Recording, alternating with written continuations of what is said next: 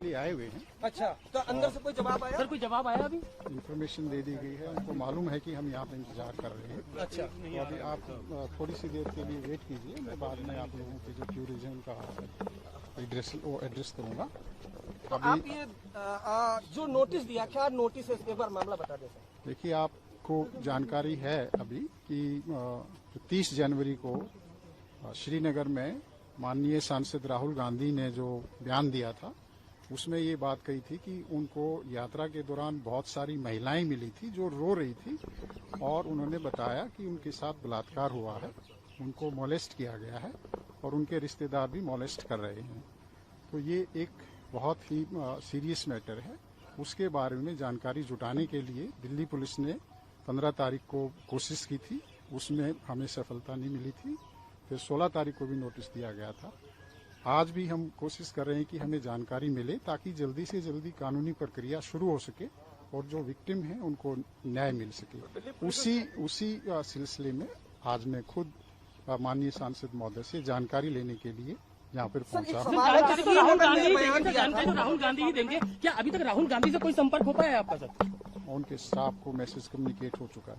श्रीनगर में बयान दिया था, दिल्ली पुलिस की क्या इसमें रोल आता है? देखिए, जो यात्रा थी वो दिल्ली के यहाँ से भी गुजरी थी और यात्रा के दौरान मैं खुद भी वहाँ पे उपस्थित था और हमारे काफ़ी जो पुलिस अधिकारी थे वो भी थे।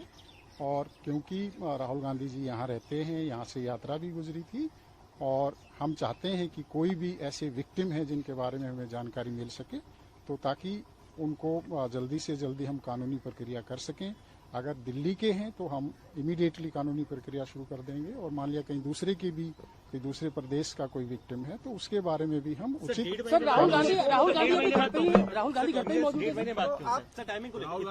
देखिए, जो बयान दिया था वो सोशल मीडिया में काफी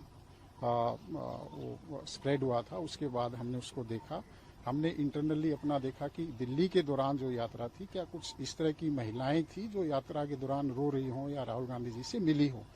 तो हमारी इंक्वायरी में इस तरह का हमें छानबीन में नहीं आया। उसके बाद हमने इस बारे में चर्चा करने की सोची थी कि राहुल गांधी जी से हम बातचीत करेंगे, लेकिन पिछले कुछ टाइम वो विदेश गए हुए थे और जैसे ही वो आए हमने उनसे रिक्वेस्ट की कि आप हमें इसके बारे में जानकारी दीजिए ताकि जो विक्टिम है उनका फर्दर कोई नुकसान ना हो या कोई भी एविडेंस है वो उसका कोई लॉस ना हो। अब कई बार क्या होता है कि मान लिया कोई विक्टिम है और उसको टाइमली काउंसलिंग नहीं हो या कानूनी प्रोसेस शुरू नहीं हो तो वो जो टॉक्सिक या अब्यूज का रिलेशनशिप है वो कंटिन्यू हो सकता है और उसमें उन विक्टिम्स को फर्दर नुकसान हो सकता है। या हो सकता है कि वो जो महिलाएं थी उन महिलाओं में से कुछ नाबालिग भी हों, कोई उसमें पॉक्सो का भी जो एक्ट है वो अट्रैक्ट हो सकता है। तो सारी जानकारियां, तमाम जानकारियां हम सांसद महोदय से लेने के लिए आज आए। धन्यवाद। इसके